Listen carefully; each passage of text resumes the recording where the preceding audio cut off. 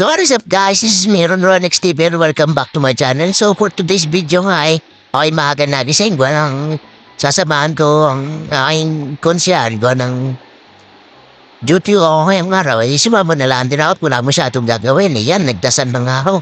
Ay pagkatapos yan nag-transition na lahat. Gano'ng kailangan niya magmadali. Pagkatapos ko magayos ng buhok na yan, ay ayos na. Ngiting pogi na. At yan na, nagbiyahe na ako kami. Gano'ng kailangan may magagang marating ko doon sa pupunta naming seminar. Pagkatapos ko ng mababang yan at ako'y lulapat, napainom nga ako nung gabi, nakarating na kami. Yan na nga ako, naglalakad na ako papasok.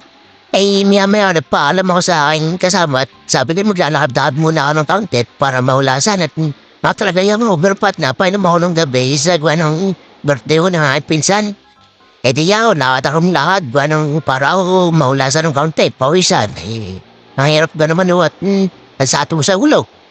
Parang ayaw ko na, joke lang pala yun. Habang ako naglalakad, di ko rin, nakita ko ang aking pinagtatambayan dati, ang bahay ni Rizal. Talaga namang napakatahimik ko dyan, napakasarap tumambay. Babalik-balikan mo yung mga nangyari dati. Kaya nga, bahay ni Rizal, bako tuloy Sorry ho. Yan nga, naglalakad ako.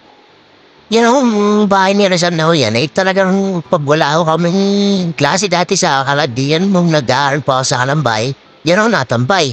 Nakarating nga ako sa parurunan, dinig ako pumunta sa St. John the Baptist, yung pinamatandang simbahan ng kalambay. Napakalait, napakatahimik naman, kaya ako nagmuni-muni muna at matagal na ako hindi nakakasimba, inaano mo pa sa labos sa lahat ng biyaya na tatanggap sa araw-araw. At yan nga ako, enjoyin muna natin yung katahimikan din sa bisimbaharet, napakasarap naman talagang tumambay. Pagkatapos gawin niya, naisipan ko pumunta doon sa aming dating school. Yan, nadaanan kong bangang malaking yan na sumisimbolo sa aming bayan. Yan nga ako, nakatambay na ako diyan sa may school namin dati.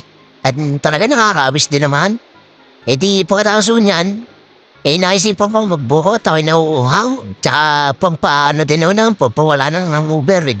Sabi ko, pabili nga ng buko Diyos. Yung palang napagtanong ako ng buko Diyos, yung bumibili lang tayo. Sabi sa akin dyan sa kabila, dyan ka magtanong.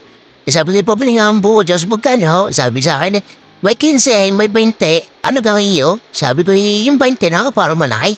Di yan na ako. Pagkaabot ko ng bayad, sinandukan na nga ako ng malamig-lamig na buko Diyos na yan. Napakasarap naman nun yan. At yan ako, nahanap-hanap na ako. Pag kami ako, hangover o kaya naman talagang natatakam sa buko Diyos. Pagkabigay naman sa akin ng buko Diyos na nakabala naman ang ulan.